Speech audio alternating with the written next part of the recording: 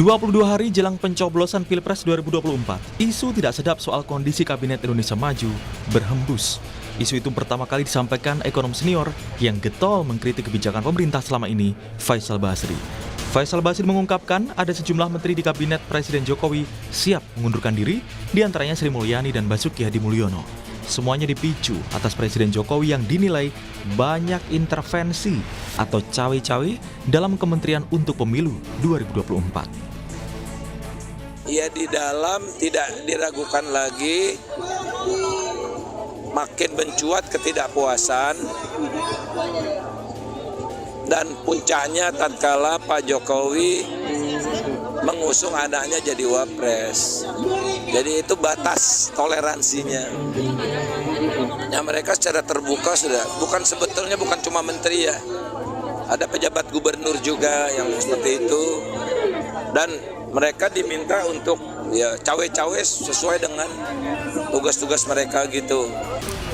Usai rapat kabinet di Istana Kepresidenan Jakarta, Sri Mulyani tidak membantah maupun membenarkan kabar akan mundur sebagai Menteri Keuangan. Menjawab isu mundur, Sri Mulyani bilang saat ini ia hanya kerja dan kerja. Penjelasan bagi publik, Bu. Saya bekerja aja. Ya, disampaikan Pak Faisal. Tapi wacana yang berkembang, Bu. Betul nggak Bu diajak, Bu, untuk mundur, Bu? Ada perselisihan sama Pak Prabowo, Bu. Tanggal mundurnya, Bu. Ada perselisihan sama Pak Prabowo, betul, Bu? Sedikit aja, Bu Hadi. Bu Hadi, apakah benar Ibu diajak? Sementara PDI Perjuangan melalui sekjennya, Hasto Kristianto juga mendengar adanya ketidaknyamanan di internal kabinet. Namun Hasto menegaskan para menteri dari PDIP tetap komit untuk menjaga netralitas dalam bertugas di tengah pemilu. Menempatkan tugas-tugas negara tetap untuk dijalankan oleh menteri-menteri PDI Perjuangan yang menjadi pembantu dari Pak Jokowi sebagai kepala negara dan kepala pemerintahan, dan juga tugas-tugas di dalam memenangkan pemilu. Maka seperti Pak Abdullah Azwar Anas, Menteri Aparatur Birokrasi, tidak pernah ada catatan tidak netral. Karena beliau mengemban tugas yang sangat penting untuk menjaga netralitas birokrasi.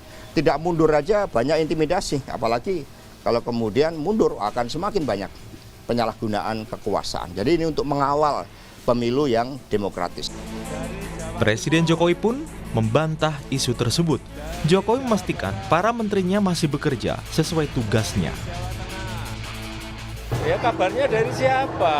Kita tiap hari dari pagi sampai sore, pagi, siang, malam kita rapat paripurna, rapat internal, rapat terbatas, selalu nggak pernah ada jedanya. Setiap jam, setiap 2 jam gonta-ganti rapat, gonta-ganti menteri juga nggak ada masalah.